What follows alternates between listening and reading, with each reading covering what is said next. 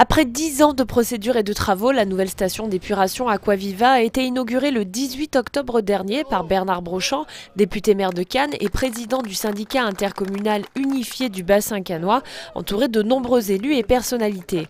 Cette usine de traitement des eaux usées de Cannes, Auribeau-sur-Siagne, Le Canet, Mandelieu-la-Napoule, Mougins, Pégomas, La Roquette-sur-Siagne et Théoul-sur-Mer remplace l'ancienne qui n'était plus aux normes depuis 1992. Elle était complètement obsolète et allait être condamnée avec des amendes extrêmement lourdes par l'Europe.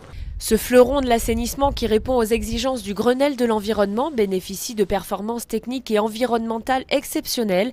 Aquaviva utilise un système d'ultrafiltration par bioréacteur à membrane, garantissant une eau de qualité optimale, pouvant rejoindre la mer sans la polluer ou être réutilisée. Elle est aussi la première station d'épuration au monde à ne pas émettre de gaz à effet de serre. Elle utilise les techniques les plus performantes en termes de traitement des eaux. D'ailleurs, elle va être réutilisée pour des usages comme l'irrigation, comme l'arrosage des parcs, comme l'arrosage des golfs. J'ajoute qu'elle est carboneutre, qu'elle utilise des panneaux solaires pour sa propre production électrique.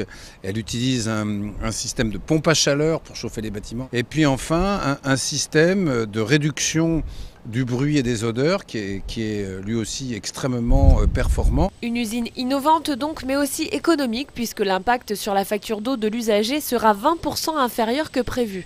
Enfin, ce qui frappe, c'est l'esthétique de ce lieu qui contraste avec l'idée que l'on se fait d'une station d'épuration. On a voulu qu'elle soit belle et c'est vrai qu'aujourd'hui quand vous passez à côté vous vous demandez ce que c'est. C'est des bâtiments recouverts de verdure, c'est des parasols qui sont des panneaux solaires. Aquaviva traite les eaux usées de 300 000 habitants mais sa capacité peut être étendue jusqu'à 350 000 pour répondre aux prévisions démographiques à l'horizon 2040.